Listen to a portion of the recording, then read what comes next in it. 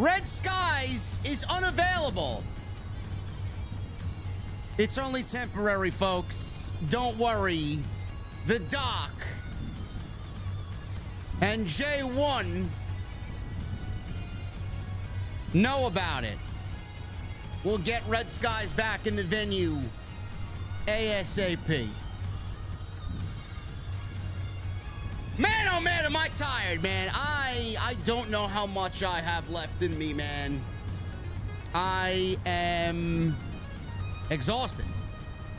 After Revolution last night, I am thoroughly exhausted. Monday Night Raw did not help the cause either, man. Quite the boring show was Monday Night Raw. It wasn't terrible, but I didn't find myself interested in a lot of things that happened on tonight's show, man. Especially Diarrhea Dwayne.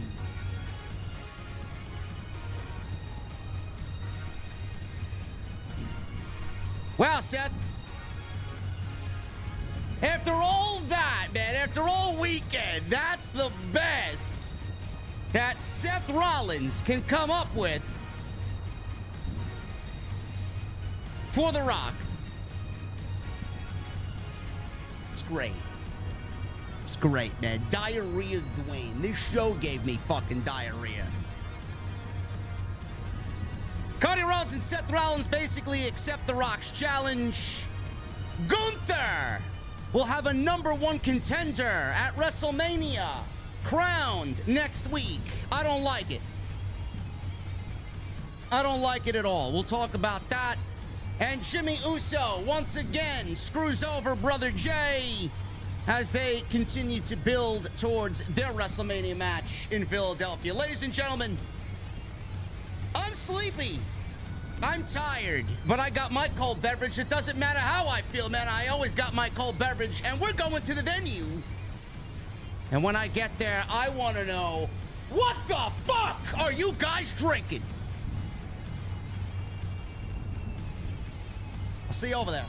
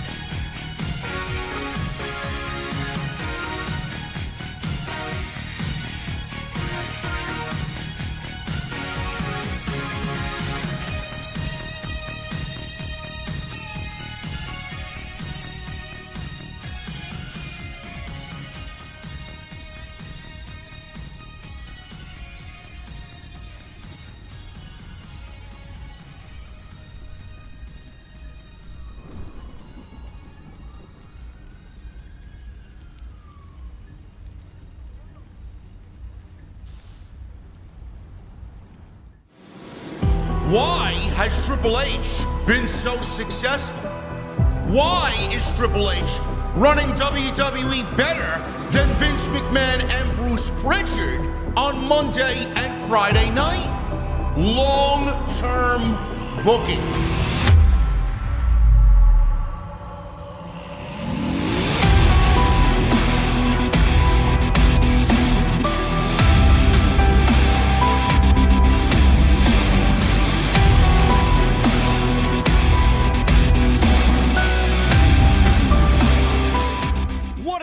Guys, thank you so very much for joining me right here on Off the Script. This is your Monday Night Raw post show for March 4th, 2024. I am your host, JD from New York. As always, coming to you live from the OTS venue. Thank you guys so very much for joining me on your Monday evenings, wherever you may be, man. I'm still feeling it from last night, man. Revolution was incredible. AEW put on one of the best pay-per-views maybe ever last night. Sting retired. And I was live after the show was over, man, and I didn't get to bed till at least 5 a.m. last night. Ridiculous. I'm running on legitimately maybe 2 hours of sleep for the entire day. So I don't know what you're going to get from tonight's show, man. I may be as loopy as Seth Rollins tonight, man. He came out looking like a fucking, I don't know. What'd he come out looking like, man? A green Sharpie?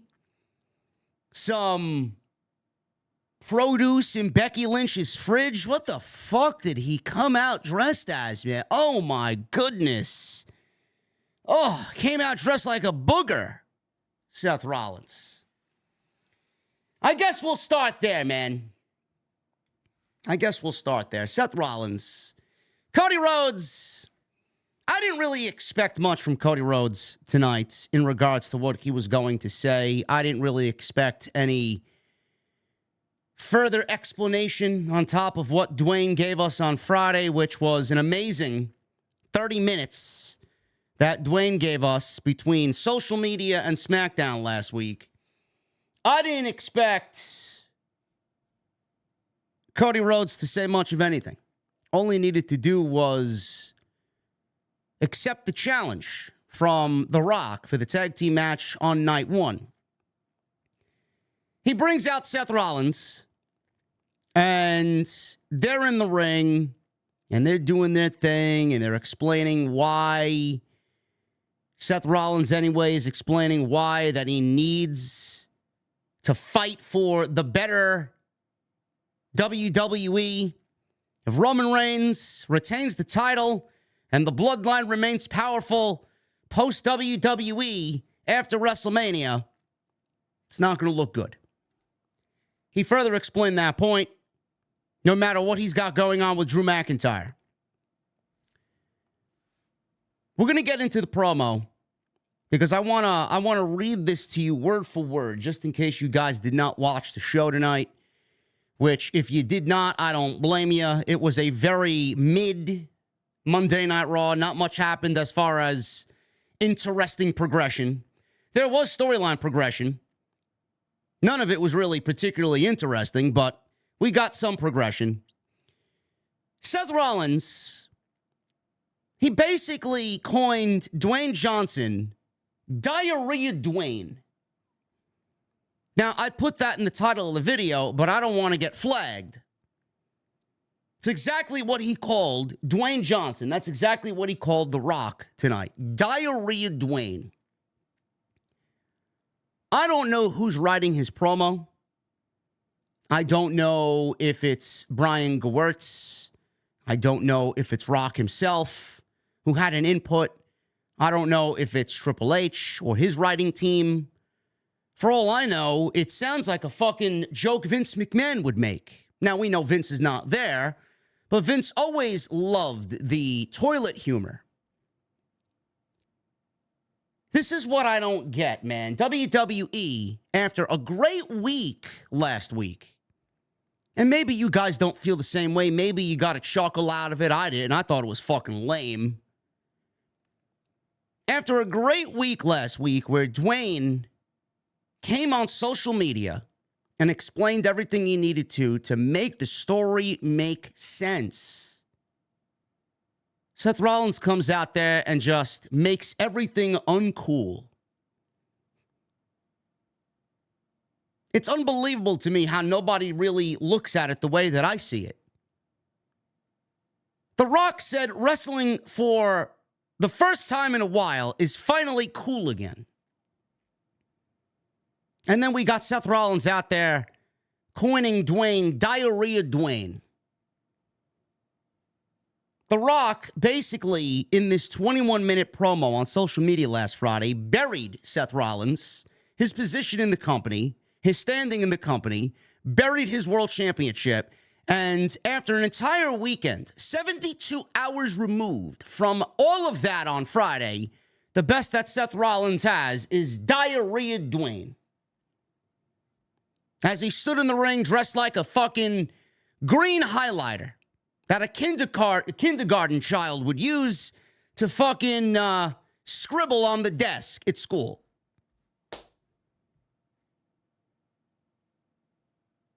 Two steps forward, 6 steps back with this company. Lame. Don't know how that's going to get anybody interested in anything moving forward with this mega tag team match that they're hyping up for night 1 of WrestleMania. We'll get into the promo and we'll talk about what Cody and Seth Rollins said. Particularly, there wasn't really anything important there. It was just basically more of the same. And yes, they are accepting the tag team match. Don't know why they wouldn't. Cody basically confirmed it himself without actually saying yes tonight. So we'll talk about that promo in a little bit. Gunther. He's the Intercontinental Champion for over 600 days. Who is he going to defend that Intercontinental Championship against?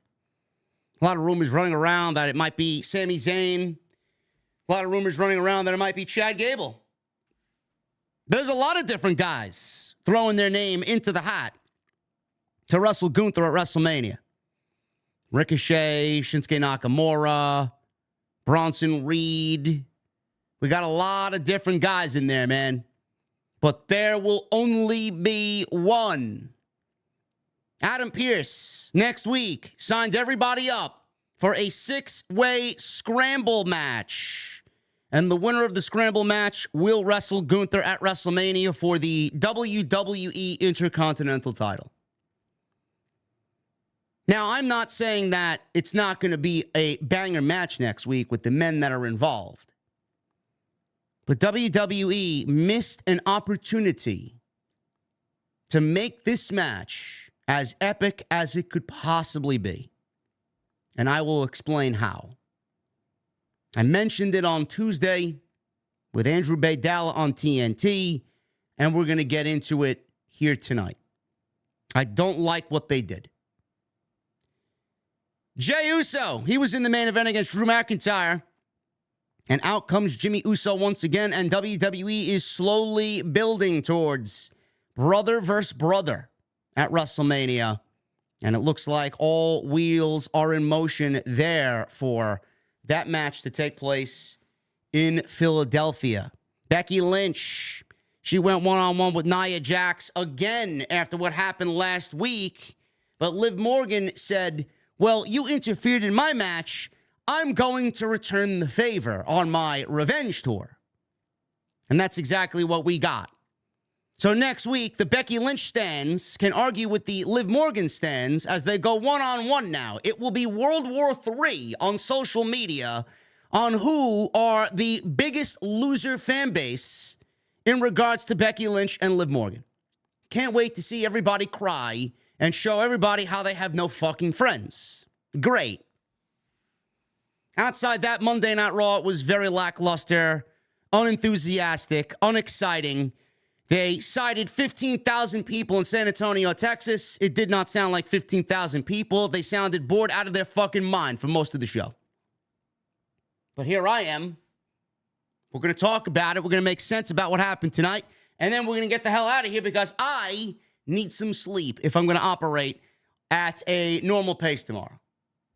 So thank you guys very much for joining me here on your Monday evenings. We got a lot to get into. A couple of things I want to make mention of here before we get into the review. WrestleMania weekend. You guys have an opportunity to hang out with Andrew Baydala, myself, and a bunch of special guests, man. It's going to be a big Sunday.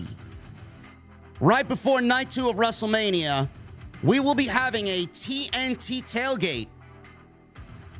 Myself and Andrew Baydala in the parking lot of Lincoln Financial Field. It is going to be awesome. If you guys want any information on that and you guys want to purchase tickets to that, which I urge you to do so because they will sell out.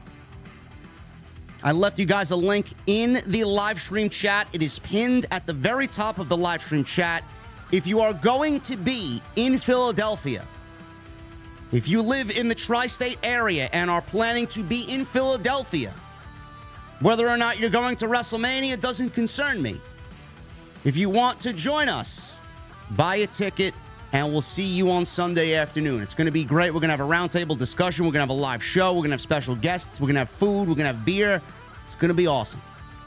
So make sure you guys go and click that link and get your tickets today. I have new merchandise. And if you guys want that, I left you a link in the description of this very video, or you can look at the shop that's underneath the video player right now. Go and get your Go Google It t-shirt. We got an AEW version and we got a WWE version because I have to share the wealth. So make sure you guys go and get your merchandise today. Brand new.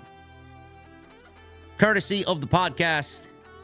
Go and get yours today exclusively on bonfire.com. We've been selling very nicely with the new Go Google It designs.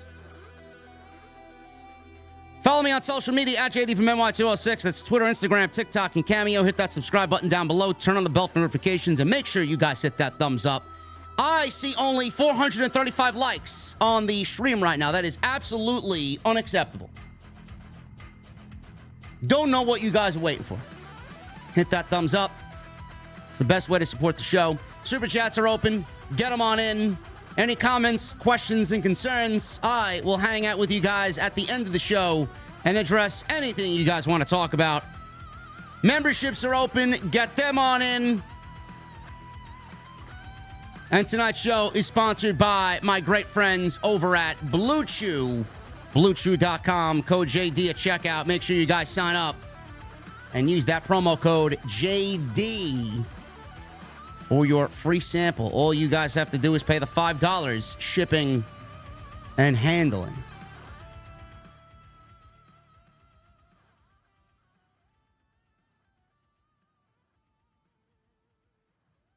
Is that JD on the t-shirt? No, wise ass. It's not me on the t-shirt. I'm not fat. I am not fat in any way, shape, or form.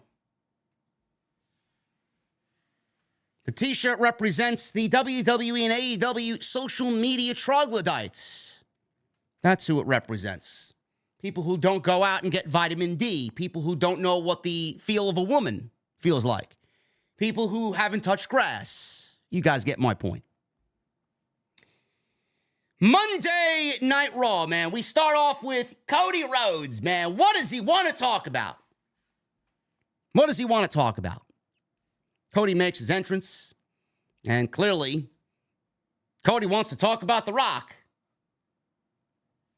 Cody wants to talk about The Rock. He's out there, and Cody asks San Antonio, what do you want to talk about? He says he wanted to talk about facing Roman Reigns at WrestleMania, but he can't because of a distraction named The Rock. So we got a Rocky sucks chant. I don't think Rocky sucks. I think after Friday, everybody's kind of leaning on The Rock to carry this story, man. So he said last week, The Rock posted a 16-minute video on Instagram. And then he deleted it, and he uploaded a 21-minute director's cut afterwards. He says he disparaged the fans and called them meth heads, and then talked about his dog. Don't ever talk about my dog ever again, says Cody to The Rock. He said Rock didn't accept his challenge, but he did issue his own challenge. He says he poured money in his ear, or poured honey, I think he said, right? Money or honey? I don't know what he said. My iPad corrected me to money. Can't pour money in his ear. I guess he poured honey in his ear by saying the people want Roman versus Rock, not Cody versus Roman. He said the most peculiar thing then happened when the fans began chanting something. We want Cody. We want Cody. He said Rock then brought up someone he called his friend. Cody says he thinks they are friends now, I think. He called Seth to the ring.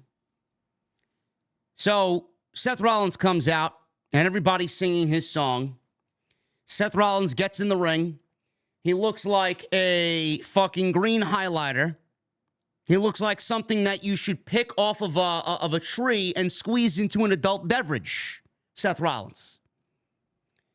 He's out there, and he asks Cody, "What are you thinking, my man?" "I don't know, Seth. Where the fuck did you get that outfit?" First thing that would come to mind. Cody says he has offered to have his back against the Bloodline. He said the plot has been incredibly twisted. No kidding, huh?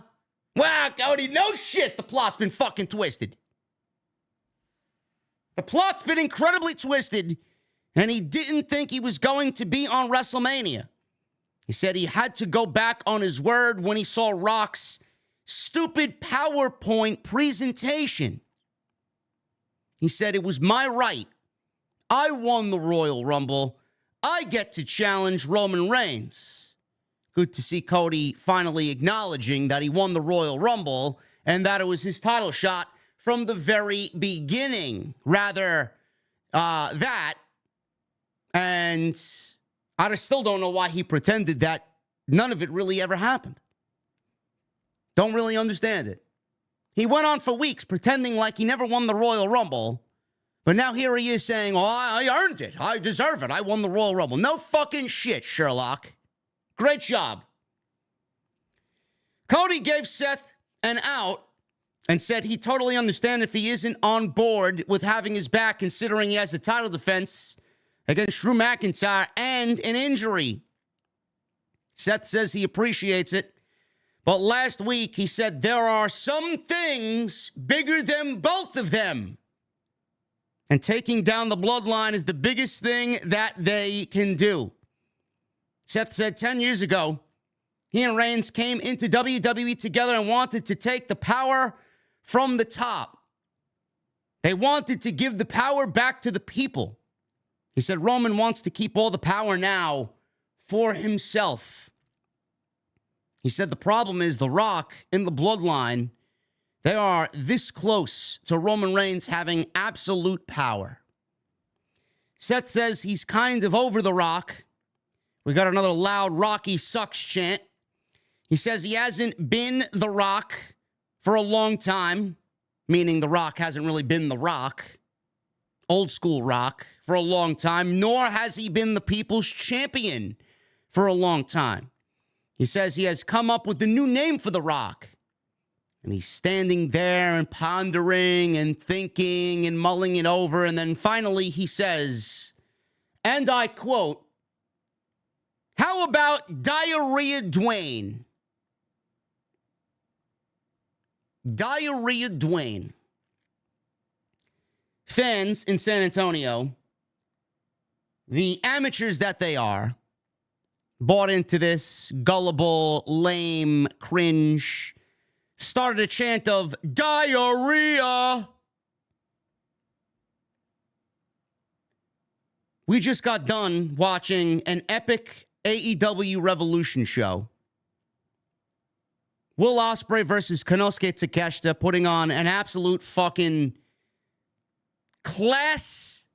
world-class performance. Swerve, Samoa Joe, Adam Page, Sting, Darby, the Young Bucks, Bryan Danielson, Eddie Kingston. And then on Monday Night Raw, we got Seth Rollins leading a chant of diarrhea. Man, how the brands from Sunday into Monday vastly differ. And that's not me mentioning that because I'm pro AEW and negative against WWE. No. I'm pro wrestling. I don't give a fuck what either company does as long as it's good television. If it's bad television, I'll let you know. But he led a chant of Diarrhea Dwayne. Smells like Vince McMahon is in the building. Now, we know he's not. Vince is long gone. He might as well be dead, Vince. But this is the type of thing Vince would get a laugh out of. Toilet humor. This is exactly the type of wording, the type of promo that Vince McMahon would send these guys out there to cut Diarrhea Dwayne.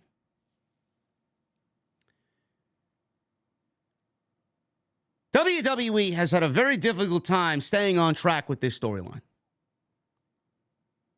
From day one, it was supposed to be Cody versus Roman. All of a sudden, The Rock wants to get thrown in there on the board of directors, and he changes the entire fucking plan. He wants what he wants, when he wants it, and he wants it this year. But Dwayne, Cody is in the plans to wrestle Roman, and Cody's going to win the Royal Rumble. I don't care. It's going to be me and Roman at WrestleMania. But Cody is slated to win the Royal Rumble, Dwayne. If you want Roman, maybe you should enter the Royal Rumble, come out at number 30, and we'll gladly give you the Royal Rumble to tie everything up and make it make sense. No. Cody can win the Royal Rumble. I'm going to get my match anyway. We'll figure it out. So then Cody wins the Royal Rumble, points at Roman, mentions Roman at the press conference, then gives up his title shot to Dwayne with no explanation. He's forced to wrestle Seth Rollins at WrestleMania, a championship that doesn't fit his narrative, doesn't finish his story, and a title that he doesn't have any feeling towards. Then we get the Las Vegas press conference. He cries bullshit. At that point, we still got no explanation. I want Roman. So then the match is made. Then we get this power struggle with Rock and Triple H. Don't allow him to disrespect my family ever again, or we'll take care of it. Triple H comes out and says, I don't give a shit what seat you're seated at, or what head of the table you are. Everything goes through me. We got no explanation still about what happened there. We got no explanation about why Cody gave up his title shot. Then we fast forward to SmackDown, and The Rock would have rathered shit on Utah's Mormons than give us an explanation. The promo was basically used to set the foundation for his heel turn, and we got social media detectives crying out that this is a clue, that's a clue, Rock's doing the wrong hand gesture, he's looking at Roman, meanwhile he's not really looking at Roman, Rock's gonna turn on Roman. Then we finally get Rock giving us a 21-minute social media promo that explained everything. He told Cody to fuck his story. And then he mentioned Seth Rollins. How am I doing so far explaining this to you guys? We're on point chronologically? Then he mentioned Seth Rollins. Seth Rollins is out there saying, we don't need Dwayne. The Rock's been having the same shtick for the last 20 years. He's not funny anymore. He's not original. So Rock comes back and tells Seth Rollins, who the fuck are you? You think we netted a $5 billion Netflix deal because they wanted Seth Rollins? I could take your championship and put it on anybody else tomorrow. Watch your fucking mouth. Starts to call him a walking clown emoji. He basically told Seth Rollins he's a nobody. Nobody's asking for Seth Rollins. Seth Rollins is not inking $5 billion Netflix deals. With The Rock being back, everybody wants WWE because Rock is back. It's going to be the biggest WrestleMania of all time because The Rock is back. The World Championship once again buried after Roman already buried it 6 feet under, calling it the consolation prize, the secondary title. All the people that went to go challenge Rollins for that championship, I already have beaten. Rollins is a limping soldier in the heart of a war. And the best that this man can come up with is Diarrhea Dwayne. I don't know who the fuck wrote this promo tonight, but you literally took everything that The Rock did on Friday and you took 6 steps backwards. Shit like that does not belong on WWE television. Shit like that doesn't belong on television, period, especially in the midst of a power struggle here. And Cody Rhodes aiming to take down the bloodline. Diarrhea Dwayne? Bro, I don't give a shit what you had for lunch that's causing you to have the runs. Save that shit for private conversations while laying in bed with Becky. Seriously. Or go take some Pepto-Bismol. I don't want to hear about anything diarrhea related, especially with Dwayne, where the crowd starts chanting diarrhea. What a fucking joke. And it might not be serious to you guys, but everything was going great. We got the explanations that we needed. We got explanations for everything except why Cody gave up his championship match in the first place.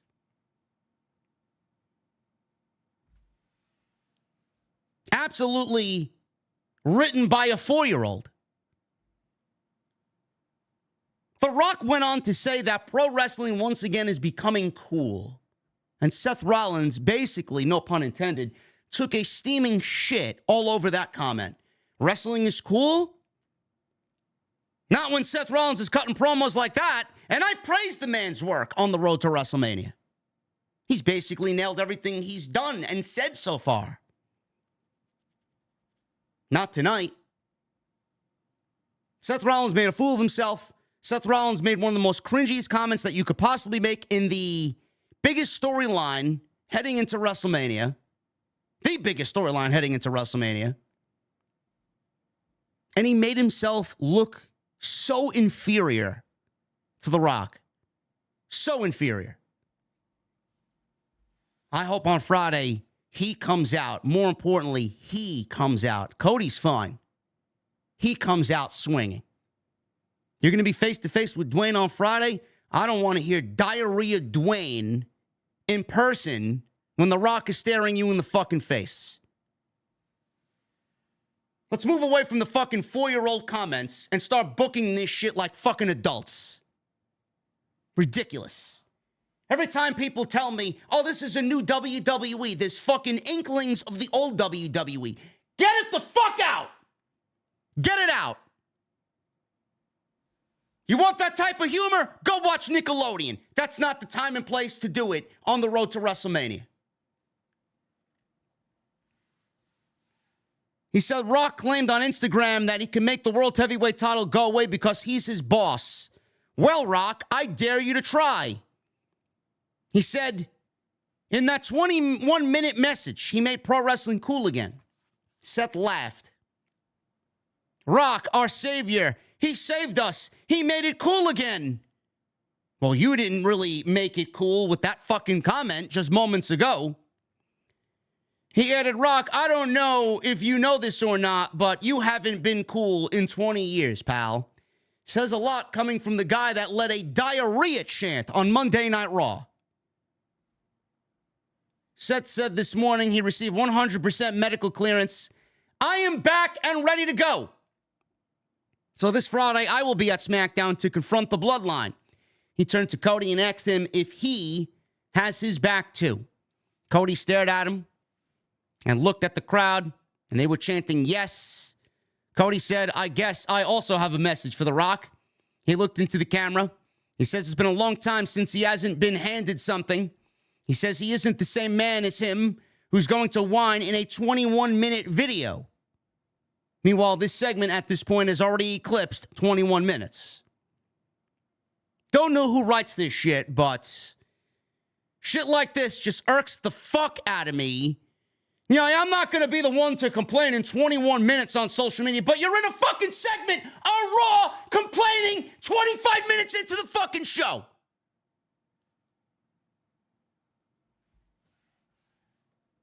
He says he's going to stand across the ring from him and the entire Bloodline and give him face-to-face, eye-to-eye, not whispering in your ear, my very clear and obvious answer for what's happening at WrestleMania.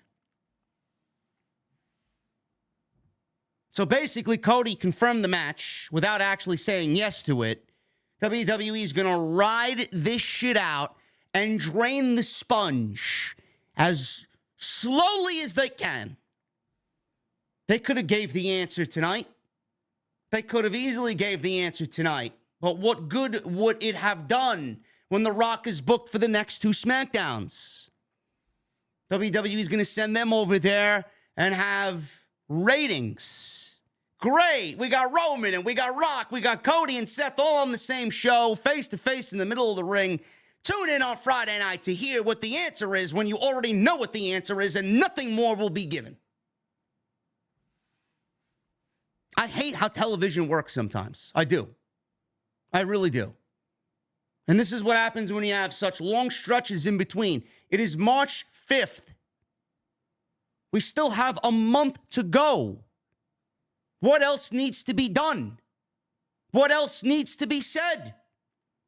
The Rock basically gave you everything on Friday. The Rock did all the work on Friday. What more needs to be done? Give me the match and spare me the diarrhea fucking humor. This entire promo gave you nothing. Nothing new. They didn't embellish on anything. They didn't add anything new to the discussion. They didn't take the storyline to a different way. Nothing. No, Diarrhea Dwayne is his new name. Just very bizarre. Very bizarre how things are going with this storyline. And you guys want my thoughts on the tag team match? I gave you my thoughts on Friday night when Rock presented this option to both Cody and Seth Rollins. And I'm sure Drew and I will talk about it tomorrow on TNT. Because I know we'll get into the discussion about which is the best route to take here. It's going to be a very, very interesting direction, for sure. Finally, we get a wrestling match. Gunther. He went one-on-one with Dominic Mysterio. Dominic Mysterio, I thought, was going to be in the mix to challenge Gunther, or at least vie for an opportunity to challenge Gunther for the Intercontinental Championship. He will not be in that discussion. Gunther wrestled Dominic tonight, non-title match. This match went 9 minutes. Dominic slapped Gunther, and they tried to play cat and mouse early on, but Gunther chopped the living shit out of Dominic Mysterio right before a commercial break. Gunther, we come back from break. He's ripping Dom's vest and shirt off, chopped him off of his feet repeatedly. JD McMuffin distracted, allowing Dom to take Gunther down with a springboard dive. Dominic set up for the 619. Gunther absolutely blasted him with a clothesline. Gunther had this match won, and he pulled Dom up off the mat after the referee counted 2. Dominic counted a powerbomb attempt into a sunset flip cradle, which looked very good for a near fall. Dominic followed with another 619, but Gunther dodged it. And actually, no, he hit the 619. He's laying on his back. He goes up top for the frog splash, and Gunther avoided the frog splash. Gets up, hits his fucking gargantuan drop kick. Gunther absolutely powerbombed Dominic out of his fucking pants. Applied a Boston Crab, and that was it. Dominic tapped immediately in the Boston Crab. Dominic absolutely got destroyed here tonight, as he should. Gunther is just a fucking savage. Gunther treated Dominic like his bitch, and I enjoyed every fucking second of this beating. I did. Now, Dominic, the little offense that he got, he looked good. He looked good. That sunset flip powerbomb into the pin looked pretty decent. Crowd popped. Dominic gets good heat in whatever match he's in. Gunther is fucking incredible no matter what he does. I enjoyed this. This was fun. Dominic is clearly not in contention for the Intercontinental Championship. It will be JD McFish, who's getting a title opportunity. We'll talk about that in a little bit. Michael Cole congratulated Sting on his retirement and thanked him for the memories. Pat McAfee said that Sting had an epic match last night. Wow. Holy shit, Sting and the retirement of Sting is making WWE mention what happened on an AEW show last night. Mentioning it on their programming.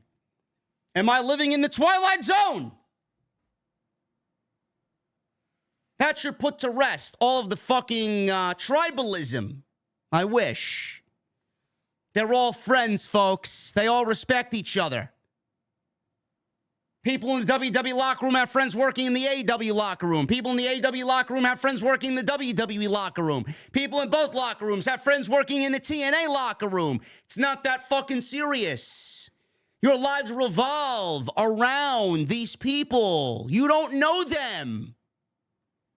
Go get your own life and go get your own job and go get your own friends. It's sad. Vince would never.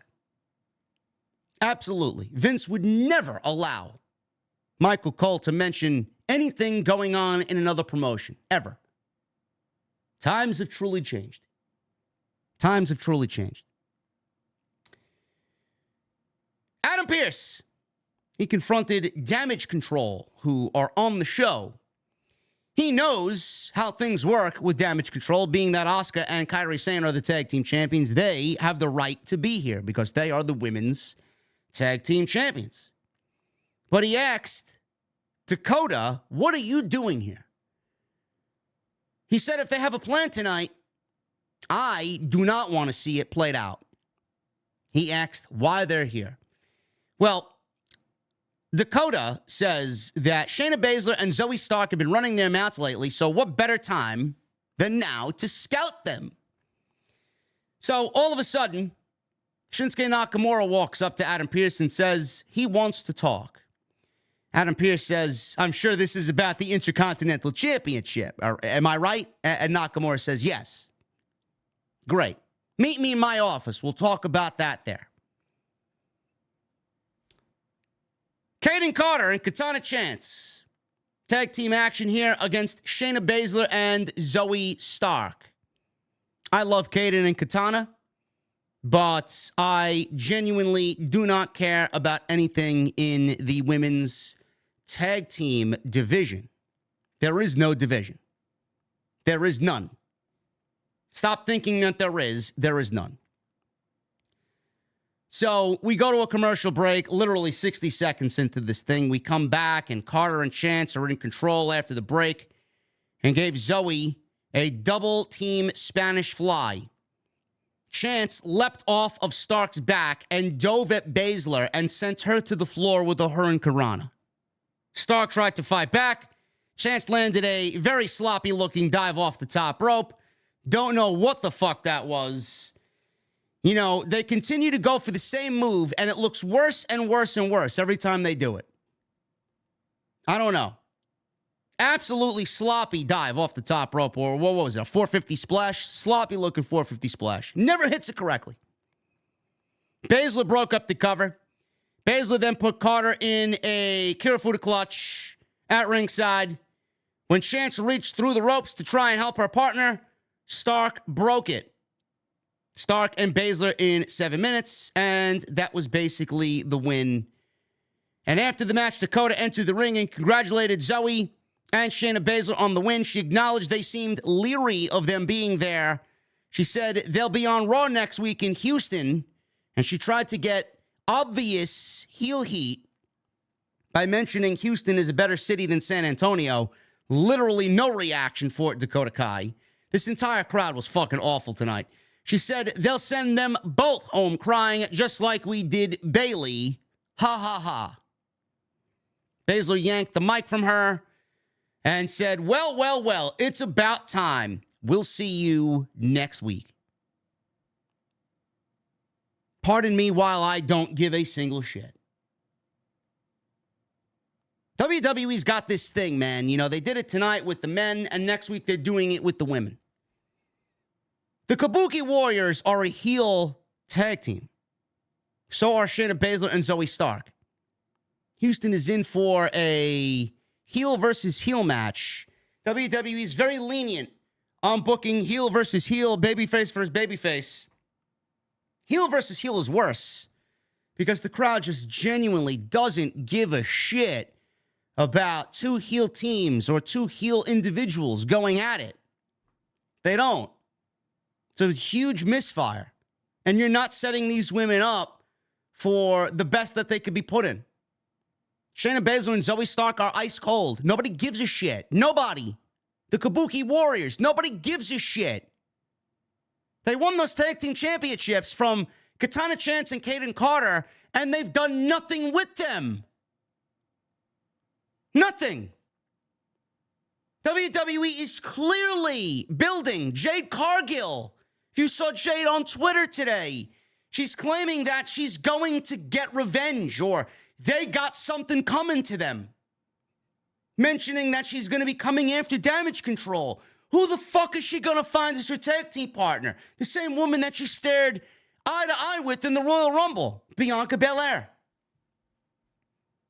Guarantee you, WWE is setting Jade Cargill and Bianca Belair up for a tag team title win against the Kabuki Warriors. It's exactly where they're going. Color me fucking surprised. Call that on Friday. But this women's tag team division, man, can't get any more cold than it is now. Nobody cares. We go into hour 2. Backstage, Rhea Ripley and Dominic with the rest of Judgment Day are there. Rhea ex Dom, who was clearly in pain after wrestling Gunther, what he thought he was doing and what he thought was going to happen. Priest said he and Finn Balor are going to make things right with Imperium. He told JD McSausage that he's going to make things right with Gunther. So he didn't like that. McDouble didn't like that. He looked a little leery at wrestling Gunther. Andrade showed up behind Priest and wished them luck. Dom told Damian Priest, keep an eye on him. He could be a useful asset to us. Don't know what that means. But we'll see what happens. Andrade is getting ready for his Monday Night Raw debut later on tonight against Apollo Crews, who miraculously makes a return to the company after how many months? Becky Lynch. She went one-on-one with Nia Jax. This went 10 minutes. And as you would expect, it went to a no contest because of Liv Morgan. This was not as good as their previous encounter on Monday night, but this was pretty decent. Nia Jax continues to deliver some, I don't want to say quality work, but I'll go out there and say she's done an admirable job. She looks refreshed. She looks focused. She's playing up her heel character, and she isn't out there injuring people, which is always a positive. Nia Jax completely dominated for about 3 minutes until Becky Lynch shot blocked her.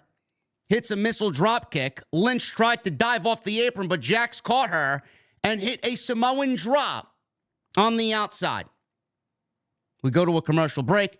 Becky Lynch tried a superplex, but Jax dropped her face first. Jax followed up with a middle rope diving leg drop on Becky. Goes for a cover, gets a 2. Jax went for some punches, but Becky ducked and hit the Molly go round for a 2. Jax followed with a Samoan drop again, but Becky Lynch dodged an annihilator.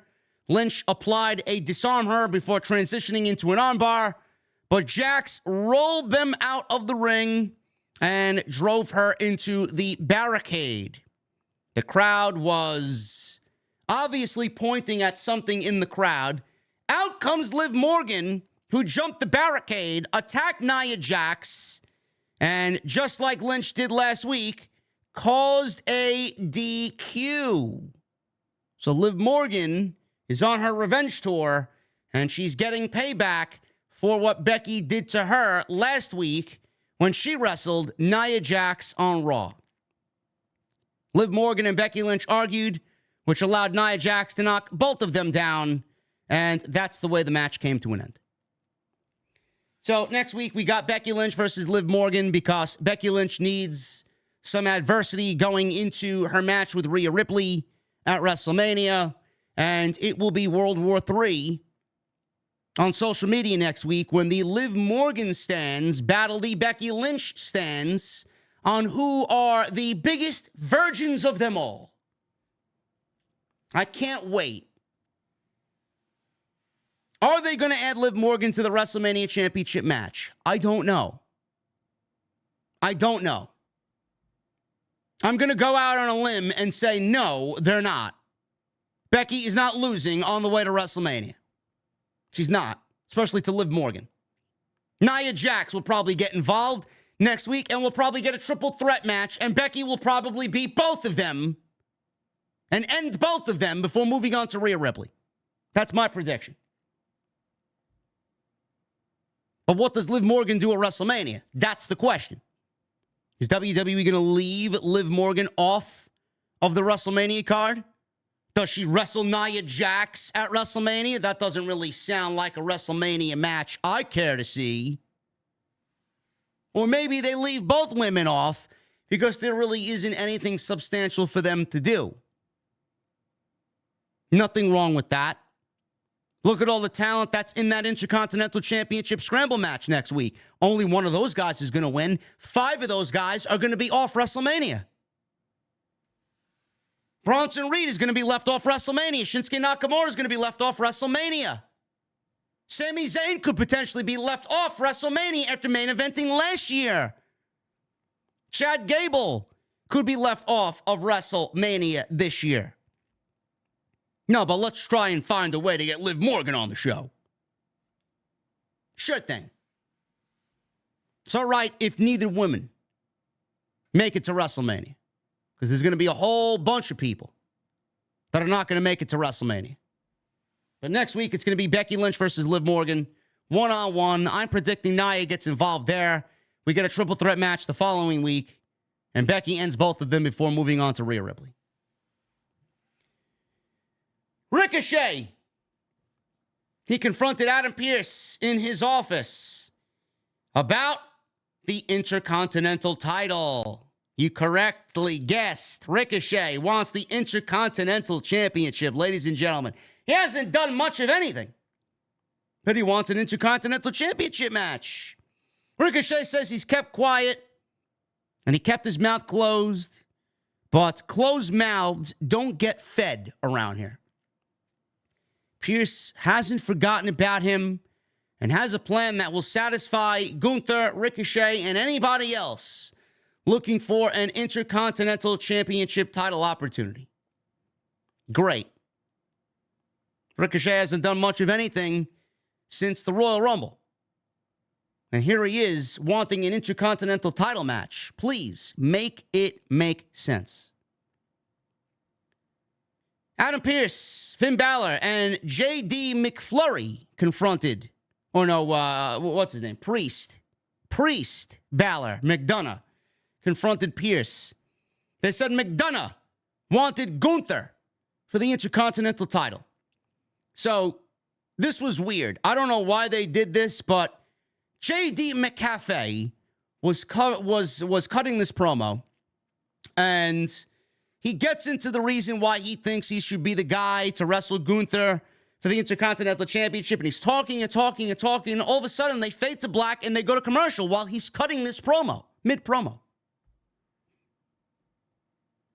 Have they ever done that before? Or was that set up conveniently to do that because J.D. McDonough is the guy with the big head in Judgment Day? And nobody cares about what he has to say. I don't know. Which is very weird. Very weird that they let that kind of play out the way that they did. So we get Adam Pearce after all of this. He's in his segment all by himself. And he says, finding a worthy challenger for Gunther has been difficult. He says he's narrowed it down to 6 men. Sami Zayn, Ricochet, Shinsuke Nakamura, Bronson Reed, J.D. McCaffey, and Chad Gable. He said they'll battle next week in a gauntlet match, winner facing Gunther at WrestleMania for the Intercontinental Championship. Now, I want to start off with a positive. These 6 guys in a gauntlet match is going to be epic. I don't want to see it on TV where there's probably going to be fucking 1,000 commercials, but that's the nature of Monday Night Raw and having a match that more than likely is going to go an hour. It's probably going to be fucking 7 or 8 commercial breaks in this thing. Not really anticipating it, not looking forward to it. The match is going to be great. There's no way the match is not going to deliver, and there's no way the match is not going to be epic with Sami Zayn, Chad Gable, Ricochet, Nakamura, Reed, and JD McChicken in the fucking match, okay? It's going to be great. He chose the right guys for it. I'm surprised McDonough is in there and not Dominic, but McDonough is obviously the better wrestler for this match compared to Dominic, so I'm not complaining. WWE dropped the ball here. They did. WWE dropped the ball with finding a number 1 contender for Gunther and the Intercontinental Championship. They got the guys right. Everybody that's on Monday Night Raw that you would think would be an Intercontinental Champion or a challenger for the title against Gunther at WrestleMania, they got in this match. The thing is, only 1 guy next week is going to win this match, and 5 guys are going to be off WrestleMania. And the reason why I make that the most important thing here is because WWE has 2 nights. WWE's got 2 nights to get as many people involved without overloading the fucking show. Gone are the days of 8-hour WrestleManias. 3.5 hours one night, 3.5 hours the other. We're home, and we're on live after WrestleMania at 11:30. No longer are we here starting at 1 o'clock, and we're going until 5 o'clock in the morning. WWE dropped the ball and missed the boat big time on capitalizing and using the 2-night WrestleMania to their advantage to not only get everybody involved, but to make the Intercontinental Championship one of the most desired titles in all of pro wrestling, which right now it is because of what Gunther's done. But if you want to take it to the next level, WWE could have absolutely utilized the 2 nights that WrestleMania is and get the Intercontinental title, number 1 contendership happening on one night, and then the title match itself happening on the next. Having something happen on night 1 directly affecting what happens on night 2 was the way to go. WWE missed an opportunity to make it feel fucking massive. And no matter what you think, you may be listening to me, not agreeing. Oh, they'll probably do something else with the United States title and maybe give us a ladder match there. I don't care. I don't care. I don't want to see a ladder match for the United States title. I don't give a shit about the United States title. It's on Logan Paul. He punched Randy Orton in the face at the Elimination Chamber. That should be your United States Championship match. Clearly, that's the direction that they're going in. You want to do a triple threat?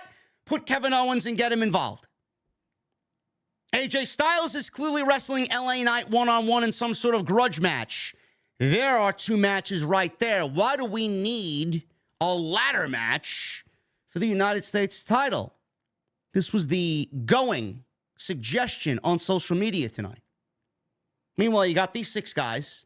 The best idea was for WWE on night 1 to have these 6 men, Sami, Ricochet, Shinsuke, Bronson Reed, JD McSausage, and Chad Gable in a 6-man ladder match. On night 1, the winner wrestles Gunther on night 2 for the title. That way you get everybody on WrestleMania. You're not leaving 5 guys off of WrestleMania. And Gunther should be treated like a fucking king. He's beaten everybody. You want a shot at me? You wrestle these 6 guys in a fucking ladder match, and whatever you have left, you want it I'll give it to you. That's the type of competition you should have for the Intercontinental Championship. That would have told a story. That would have been epic. Imagine Chad Gable winning the fucking ladder match and then struggling to beat Gunther in a story-driven match the following night, only to pull out the upset and send that crowd home. 70,000 people fucking screaming at the top of their lungs that Gunther finally was vanquished and Chad Gable avenged his loss. I mean, I look at it in a different way. I book to be epic. I don't book just because, all right, this guy makes it make sense. Let's do it at WrestleMania. I don't see this match meaning anything next week. Not as much as what I just pitched to you for WrestleMania. That's the way that they should have made it. That would have been the ample way to utilize all of these guys and use the 2 nights of WrestleMania to your advantage. Imagine on night 2 of WrestleMania, we get Gunther versus Gable or Zayn, McIntyre versus Rollins, Roman versus Cody Rhodes. You're looking at 3 massive championship matches on night 2. You're already doing the tag team match, which is going to directly affect night 2, right? You're going to do that night 1 tag team main event with Rock, Roman, Cody, Seth. It's going to directly affect what happens on night 2. Why not do the same thing with these guys and the Intercontinental title? I don't know, man. I don't know. Maybe I'm just a little too much into my fantasy booking. But I genuinely think that was the right way to go. Instead of doing a fucking gauntlet match next week, crowning one guy the number 1 contender, and then leaving 5 guys off the show in a scramble match that will take more than an hour to complete with fucking 16 commercial breaks. They could have obviously did this a little bit better. Who's going to win next week? They're really setting it up for Chad Gable. They are really setting it up for Chad Gable. Sami Zayn is way too obvious. Either one of those guys is going to win it. Shinsuke's not winning it. Ricochet's not winning it. McFish is not winning it. Bronson Reed's not winning it. It's going to be Sami Zayn and Chad Gable. I won't be surprised if it comes down to both of those guys in the end, to be quite honest with you. Now, that's going to be something special. But I would have went about this a completely different way. Andrade. He went one-on-one with Apollo Crews, who, for the first time in God knows how long, wrestled on Monday Night Raw. He loses in 3 minutes to Andrade. Hammerlock DDT, and that was enough for the win. Andrade always looks impressive. Always. Double knees, Meteora. He does the 3 Amigos. He didn't really get much of a reaction at all, but he did win here in 3 minutes. I thought that he might have factored into the Intercontinental Championship picture as well, but it doesn't look like he's going to have a role at WrestleMania this year, but hopefully they got something planned for him post-WrestleMania, as they're teasing something with him and Dominic. What that is right now, I don't know. Jackie Redmond. She interviewed Sami Zayn backstage about his chance next week to earn an IC title match at WrestleMania. Next week on Raw, Sami said everyone has seen his highs and everyone has seen his lows. He said he believed there'd be a path for him to WrestleMania, and now it has revealed itself. He said the gauntlet match is the only thing stopping him from making history against a man with the most impressive Intercontinental title reign ever. He says he's got a lot of big matches under his belt, but the match next week on Raw is the biggest match to him. Ivar and Valhalla interrupted the interview. Ivar says he knows he can beat Gunther, but Sami knows he can't beat Gunther. Sami says he knows he can beat him, so if you want to prove me wrong, meet me in the ring tonight, one-on-one. Ivar told Sami to forget about WrestleMania because you won't even be making it to next week. There you go. Backstage, Indy Hartwell, Candice LeRae, They were talking about wanting a tag team title shot. Nobody cares. Tired of WWE trying to make something out of these fucking women's tag team titles. Nobody cares. So the camera looks over and Natalya is telling Tegan Nox it didn't help their cause, that she threw her out of the Rumble. Nox said Natalya tried to throw her out first. Natalya says she doesn't remember it that way. Natalya, here's the thing, honey. Nobody fucking remembers anything you did in the Royal Rumble, period. Nobody cares. Nobody remembers what Tegan Nox did in the Royal Rumble. Nobody fucking cares. Okay? So she escorted her away to figure out a plan. The camera panned back again to LeRae, who told Indy that they should do whatever it takes. Ivy Nile and Maxine Dupree interrupted. Be careful, guys. You can't boo Maxine Dupree. You can't boo Maxine Dupree at all.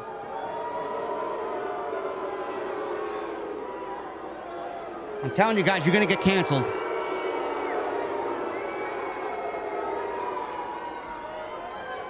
You're going to get canceled by the social media mob, man. I tell you, you cannot boo Maxine Dupree, man. Poor Maxine Dupree. How terrible it is of you guys to boo Maxine Dupree. What the fuck is wrong with you, man? Dupree said she had confidence in LeRae. LeRae asked what she would know given her 3 matches of experience. So they're basically telling you that she's green as a fucking dollar bill. She said she couldn't even lace her boots. LeRae walked away. Indy assured Dupree she'd go talk some sense into Candice. Is Candice going heel? Is Candice growing some attitude? It might be too little too late for Miss Candice LeRae, the poison pixie. Nobody cares. Damian Priest and Finn Balor versus Imperium. This is the top of hour 3 here. 2 heel tag teams going to work on Monday Night Raw. Great. It's probably the best match of the entire night. Given that Imperium is a part of the match. Not really a surprise to anybody. This was excellent. Good stuff here. But the crowd was mostly dead for this because it was 2 heel tag teams. The only time the crowd started to come alive is when Judgment Day, towards the end of this thing, started working babyface, and then Finn Balor started working babyface, and everybody started cheering Finn Balor because he started working babyface, because the crowd realized they could decipher who's the heel and who the babyface is. But given San Antonio and how fucking awful they were tonight, 2 heel tag teams did not do the crowd any good because they were dead silent for most of this thing. Judgment Day tried to play the babyface role here as Imperium worked over Balor after a commercial break. Balor fought back with a Pele kick. Made the hot tag to Damian Priest. Kaiser couldn't tag out because Balor knocked Vinci off the apron. Priest gave Kaiser a flatliner, handed out running back elbows to both opponents before throwing Vinci out of the ring. Priest gave Kaiser a Falcon Arrow, or what he calls the Broken Arrow, for a 2 count. Priest missed a corner splash, hit the steel post. Balor made the hot tag, hit Kaiser with a sling blade. Vinci blocked Balor's dropkick attempt, and Kaiser hit a Finley roll. Balor fought back with another sling blade dropkick, 2 coup de grace on Vinci. Kaiser broke up the cover. Priest threw Kaiser from the ring, and Balor wiped him out with a flip dive over the top rope. Vinci tried for a schoolboy, but Priest kicked out, followed with a huge lariat that turned him inside out, and a very emphatic South of Heaven chokeslam for the 1, 2, 3, and obviously the tag team champions win here. Priest and Balor win in a non-title match against Ludwig Kaiser and Giovanni Vinci. Don't know why we're putting Ludwig and Giovanni in a losing effort after that tremendous street fight they had with the New Day. So you give them such a emphatic victory over the New Day last week, only to have them wrestle the tag team champions here in a non-title match and then have them lose. I don't really see how that works. In my honest opinion, the way that I look at it, what they did last week was a race because they lost to the tag team champions, and whatever they did last week was now gone. I don't know. Or maybe I'm just that tired. Don't like a tag team like Imperium to lose in a non-title match for absolutely no reason. So what you're basically telling me is they're not good enough to beat the tag team champions. Meanwhile, they themselves should be the tag team champions. Who booked this show tonight? Seriously, who booked this show tonight? Paul Heyman. Paul Heyman is the first inductee into the WWE 2024 Hall of Fame class. Michael Cole was on commentary, and he announced that this would be the case. He said on Wednesday nights, Paul Heyman coached him and Taz for hours into the night on how to be an effective announcer. Then we got a video package that aired on Paul Heyman, including vintage clips of him in WCW and in ECW. Pat McAfee called him an innovator, a trailblazer who's worked to make pro wrestling better since he was a teenager. I'll tell you this right now, man. Paul Heyman is going to give a Hall of Fame speech for the ages. And it could not happen at the most perfect time in the most perfect city to induct Paul Heyman in Philadelphia WrestleMania weekend. Being that Philadelphia is the capital of hardcore, where ECW was born. Philadelphia, Pennsylvania. Paul Heyman, and I'm sure Drew and I will talk about this tomorrow, Paul Heyman is probably, in my honest and personal opinion, the second greatest manager in the history of professional wrestling. The only one ahead of him is Bobby the Brain Heenan, in my opinion. Paul Heyman is, they mentioned trailblazer. Paul Heyman is not only an influence. Paul Heyman is one of the most knowledgeable and influential figures of our generation, and it could not happen to a more deserving individual. That's how respected Paul Heyman is in the industry. And from one New Yorker to another, I am super proud of Paul Heyman being inducted into the Hall of Fame. I remember watching ECW late at night when my parents thought we were sleeping. We closed the bedroom door while they were downstairs drinking their fucking boxed wine or whatever the fuck they used to drink. And we used to turn the TVs on to watch ECW late at night, man. It showed up late at night, well past our bedtime, whether it was like 11 o'clock, 12 o'clock, 1 o'clock in the morning, just to tune in to see what was going on, man. Listening to the sounds of Joey Styles and watching the Dudleys and RVD and Sabu, Taz, the Sandman, Tommy Dreamer, Raven, Terry Funk. ECW was one of a kind, man. One of a kind. I remember with ECW being on television, we wanted to digest so much more of ECW. People at school started trading tapes. And when they started trading ECW tapes, I was all over that. I legitimately bought bootleg tapes of ECW to continue to consume the product at my own leisure. That's how excited I was for ECW. ECW, still a presence today, even long after its death, thanks to Paul Heyman. ECW owns one of the greatest WWE pay-per-views in the history of World Wrestling Entertainment, with One Night Stand 2005 and 2006. 2006 was better than 2005, in my honest opinion. One of the greatest crowds ever for any pro wrestling show at that show inside the Hammerstein Ballroom.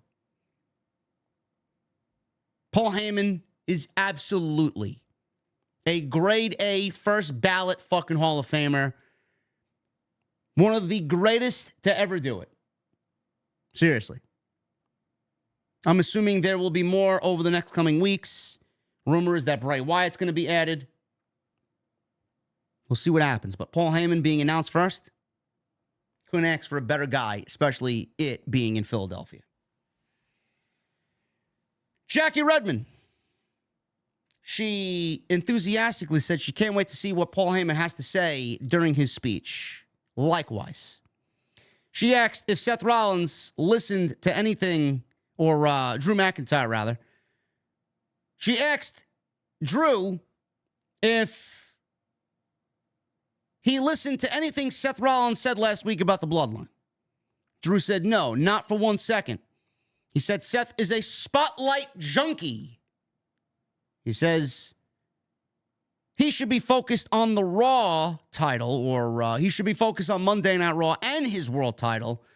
But as long as he shows up to WrestleMania, he'll be fine because that title deserves better than what it has going on right now with Seth Rollins. He then shifted to telling Jey Uso all he wants all this time is an apology.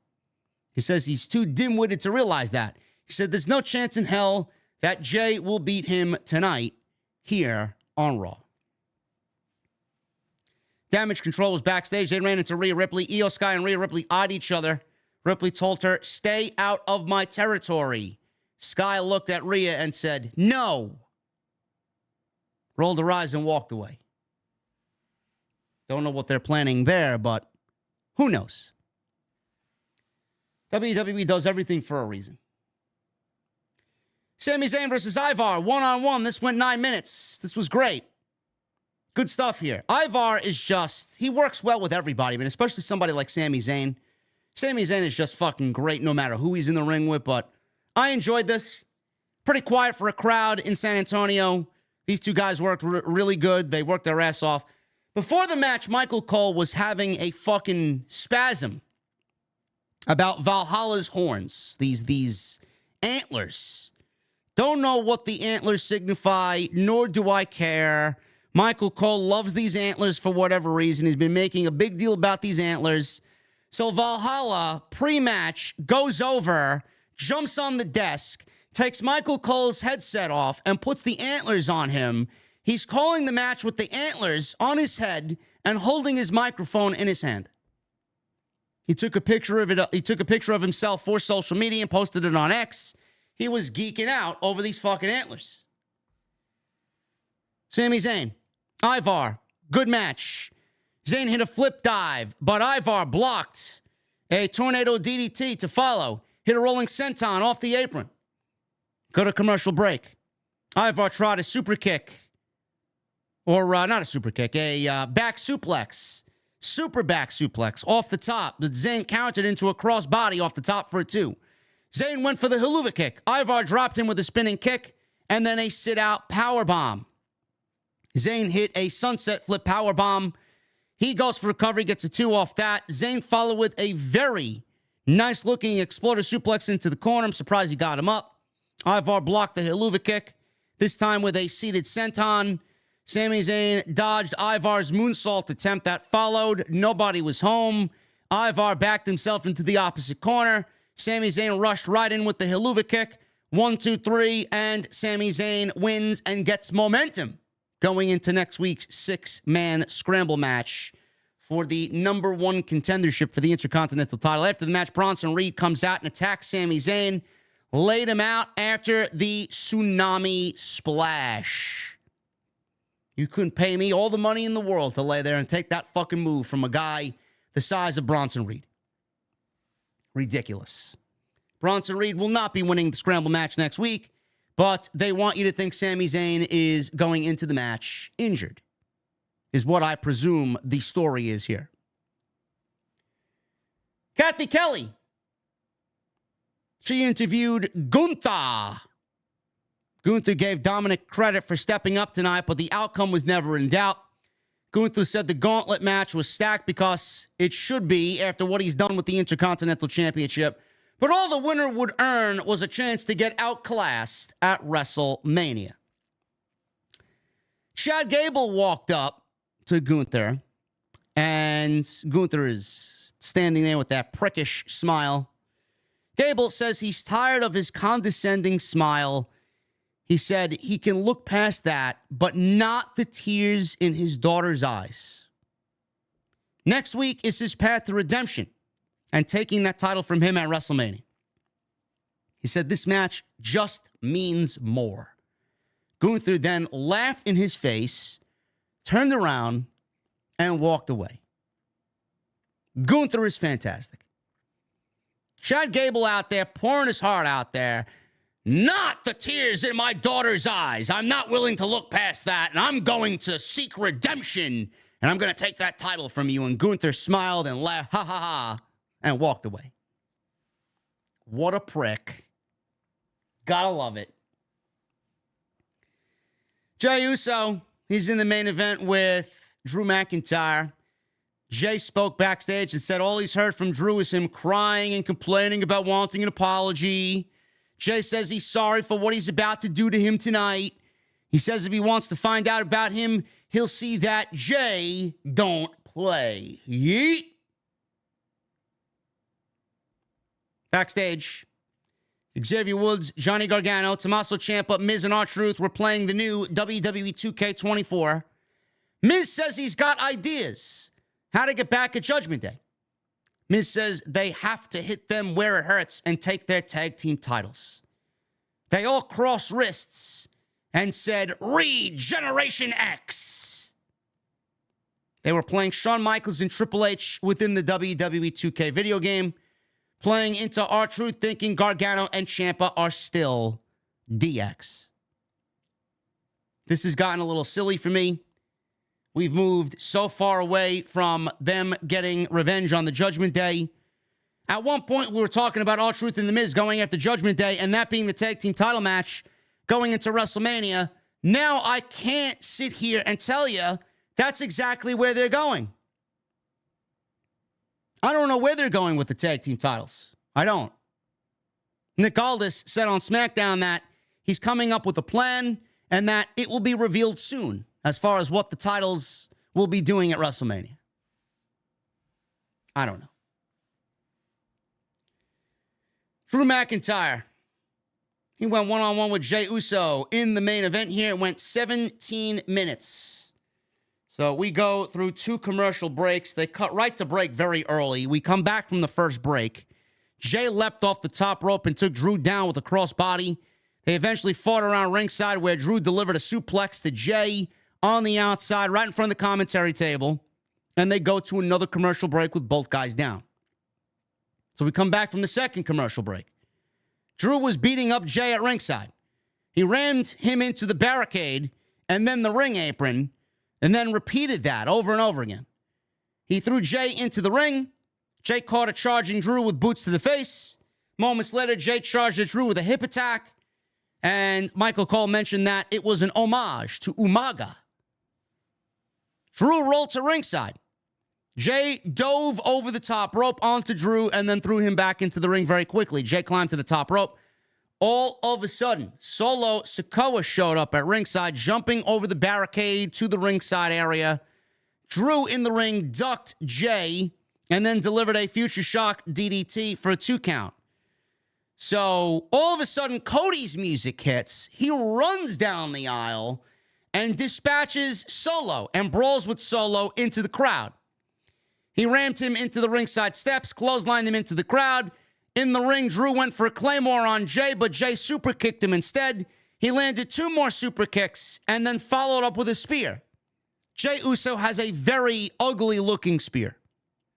I think we need to remove the spear from Jey Uso's arsenal. Doesn't look good at all. Very weak. Jimmy Uso then jumps the barricade by the commentary side, and he shows up wearing Bloodline red. Jey eyed him, turned around. He got caught with a Claymore. Drew McIntyre once again took advantage of the Bloodline distraction. 1, 2, 3, and Drew McIntyre beats Jey Uso. Michael Cole on commentary was shouting at Jimmy, "What is wrong with you?" Jimmy cost Jey again. Jimmy picked up a chair, slid it into the ring. All of a sudden, Seth Rollins running on out, looking like the green highlighter that he is. He runs out with his world title, running right past Drew McIntyre, and he kicked the chair into Jimmy. Drew all of a sudden runs back into the ring after he was leaving, sees Seth Rollins with his back turned, sets up for the Claymore, and Claymore Drew McIntyre did on Seth Rollins and knocked him the fuck out. He kneeled over him and said to him, "This is what happens when you are not focused on the title," and their match at WrestleMania. A loud CM Punk chant broke out because San Antonio wanted to, I guess, finally feel energized during a 3-hour Monday Night Raw, and they felt the need to chant CM Punk at Drew McIntyre as the show came to a close. I mean, that's basically all that happened on Raw. There really wasn't anything important. I told you, man, it was a very dry show. Very, very dry show. But listen, you know, we got Jimmy Uso showing up out of nowhere once again, costing his brother the match. Jimmy cost his brother a shot at Roman in the title. Jimmy cost his brother a shot at Gunther and the Intercontinental title. And now he cost him against Drew McIntyre. They're building Jimmy versus Jey. Can't expect anything more. And they played up the fact that Cody sees the bloodline out there, and Cody's already alluded that he is going to be hunting the bloodline, not the other way around. So they played into that. Seth Rollins is out there backing up Cody and going after the bloodline. So they had some continuity from the beginning of the show, what they stated, what they have stated, and that led into the main event tonight. Again, a very dry episode of Monday Night Raw. There really wasn't anything that I was overly enthused about, but next week is going to be shaping up to be a, I don't want to say an important show, but it's going to set the table as we're going to get more WrestleMania matches confirmed with that 6-man scramble match, that gauntlet match, and Becky Lynch versus Liv Morgan. Shaping up to be a big show next week. Thank you guys very much for all of your support. Really appreciate you guys being here, even though I am less than enthusiastic and I have a tank running on empty. Thank you guys for being here, man. Please continue to hit that thumbs up. I would really appreciate it if we could get over 1,000 likes. We need 170 more likes. Can we do that? We're at upwards towards 2,600 people in here on a very lukewarm Monday night. Continue to hit that thumbs up and support the channel that way. It's the best way to do so. Make sure you guys get those super chats in. We're going to hang out in just a second. Follow me on social media at JDfromNY206, Twitter, Instagram, TikTok, and Cameo. Hit that subscribe button down below. Turn on the bell for all notifications. Go check out all the other content on the channel. There's plenty of it. I will be live with Andrew Baydala tomorrow with Tuesday Night Titans, episode number 38. Join us then, man. All of the week's hottest topics in pro wrestling wrapped up with the best duo in the IWC. Go and get your tickets to the TNT Off the Script Tailgate WrestleMania weekend, Sunday, right before Night 2. I left you guys a link at the top of the description, or a link at the top of the live stream chat. Go and check that out. I will also leave it in the comment section when the video posts to YouTube. And go get your new merchandise, man. Go Google it. Now available on the Bonfire Off the Script storefront. Exclusive merchandise, new merchandise, now available courtesy of the podcast. And tonight's show sponsored by Blue Chew, BlueChew.com. Code JD at checkout. All you guys need to do is sign up at BlueChew.com. Use that code JD for your free sample. All you have to do is pay the $5 shipping and handling. You guys want an epic retirement match like Sting in the bedroom? An epic match like Sting in the bedroom? That's where Blue Chew comes into play, man. Seriously. They got the same active ingredients as Viagra and Cialis, but it comes in chewable tablets and it comes at a fraction of the cost. You guys can take them anytime, day or night. Be ready whenever that epic moment is about to happen. And the process is very simple. You're going to sign up at BlueChew.com. You're going to consult with one of their online medical providers. And once you are approved, you're going to receive your prescription within days. No questions asked. No doctor's office visits. No awkward conversations. No waiting in line at the pharmacy. None of that. Blue Chew is shipped directly to you, discreetly, right to your front door, and they're made right here in the USA. So if you guys can benefit from that extra confidence, why not give Blue Chew a try, man? Code JD at checkout. $5 shipping and handling is all you have to worry about. Go get your free sample today, BlueChew.com. And I want to thank them for once again sponsoring the podcast right here on OTS.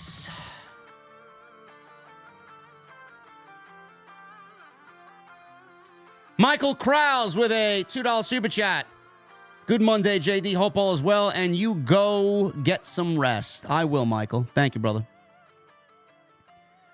Michelle Moran with a $2 super chat. Do you think they'll pair Dom with Andrade?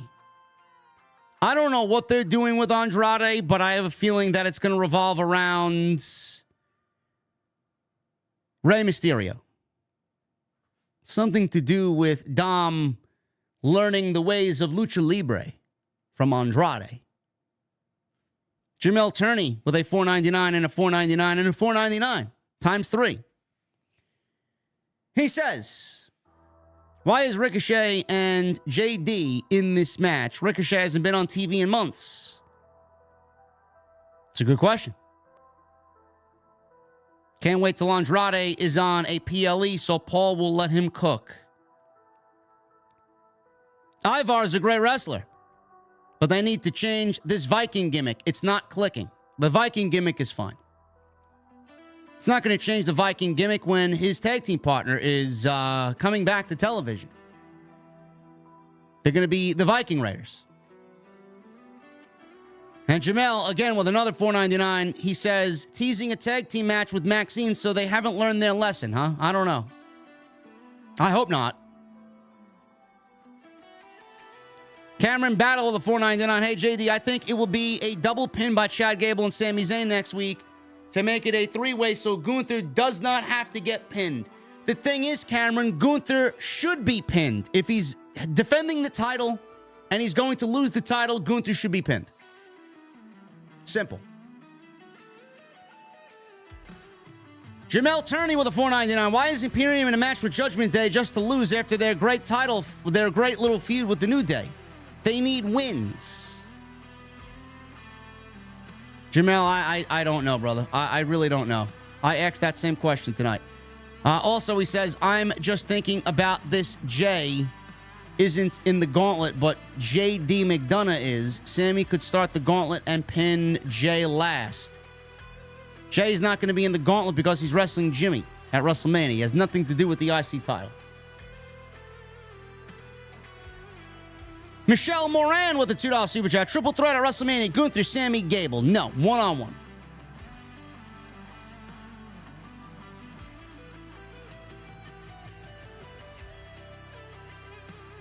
Tribal Chief with 7 months. JD, ignore these idiots on X. You're the GOAT. You know it. Everyone knows it, pal. So fuck the haters, because you're the #1 podcast. I don't know what's going on and who's saying what about me, Tribal Chief, but it's been pretty quiet, man. I haven't really gotten into any trouble.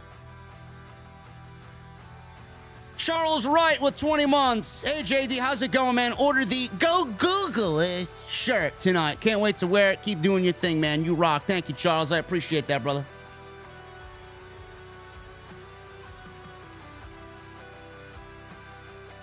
Joseph King with 25 months. Do you think Jay White beats Darby at Big Business so he can slowly get to where he's supposed to be on the roster? I personally hope so. He's my #1. Yes. Darby is scheduled to be off TV at the end of March as he's set to climb Mount Everest.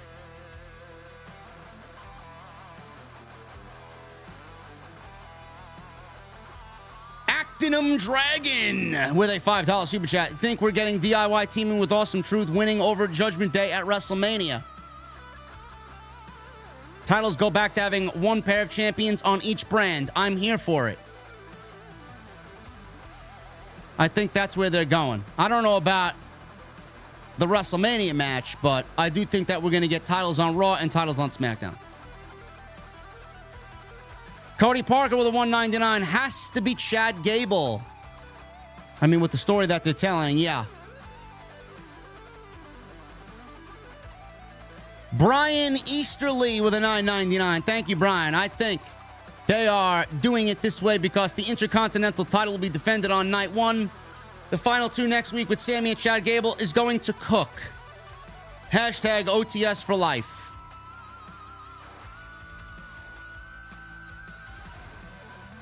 I still would have done it my way.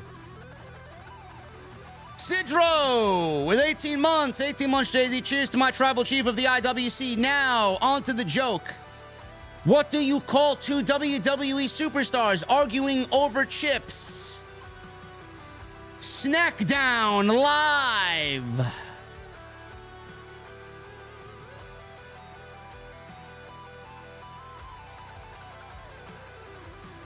I think the crowd likes that one, Sidro. Thank you, bro. Chris with the 499. What's up, JD? Great podcast as always, brother. I heard Rollins McIntyre's on night 2 co-main event next to Cody Roman. Miss the Pokemon streams. Chris, I should be doing some more Pokemon stuff when I actually have some energy to do so. Grant with a 199. Hey, JD, love the streams as always. OTS for life. Thank you, Grant. Michael Krause with a $2 super chat. Cody Rock, Seth story is very funny every week. LOL. Is it? Dom Wapo with a $4.99. Hey, JD just got home from the show. Had a blast. We sounded good after the show. Seth said Rock was full of shit. Wish he said it live. No, he was just talking about taking a steaming diarrhea shit in the open of Raw. Glad you enjoyed the show, Dom. Andy Suppers with 4 months. A big old fashioned to help us all sleep. OTS for life. I don't need one, bro. I could go right to bed right now. Brian McGrath with a 5. Induct Paulie. Gotta induct Tommy, Taz, and Sabu too. Who inducts Paulie? I'm gonna say... I want to say Bully Ray or CM Punk. Will Chisholm with a $10 super chat. I could be looking too deep, but that Rhea Io face-off could be a tease. After Bayley beats Io for the title, I could see a draft sending Damage Control to Raw, and we get that match. I could see it. I could see it. The Bastard 97 with 11 months. 11 months to the best podcast ever. The motherfucking GOAT, JD. Next week, it's now or never for Chad Gable. Absolutely, brother. Thank you so much, man. And Jedi Joker with a 33 months. What's up, OTS family? I'm working, so I didn't watch the show tonight. I can't wait for Wednesday. I'm off. I can finish my story in 2K24 and watch AEW. Thank you, Jedi. Enjoy the game, brother. I think it got an 8 out of 10 on IGN. They said it was better than last year's version. And Michael Krause, $2 super chat. It's the jokes and stuff they come up with. Yeah, it's not funny. I don't want to hear anybody mentioning diarrhea and getting a diarrhea chant started. No, that's not for me.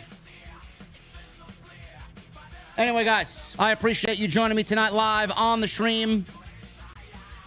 I wish there was more that we can get into, but it was a flat Monday Night Raw tonight.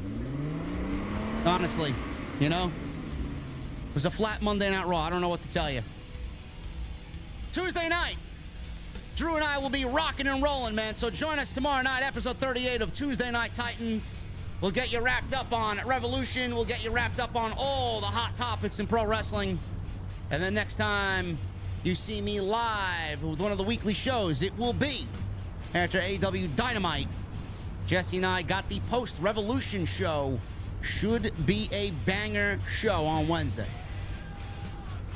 Follow me on social media at JDfromNY206, Twitter, Instagram, TikTok, and Cameo. Hit that subscribe button down below. Turn on the bell for notifications. Get your tickets to the tailgate at WrestleMania weekend for TNT. Sunday, right before night 2. Go get your Go Google It t-shirts. They're on sale right now on bonfire.com. Go and get them today. Hit that thumbs up.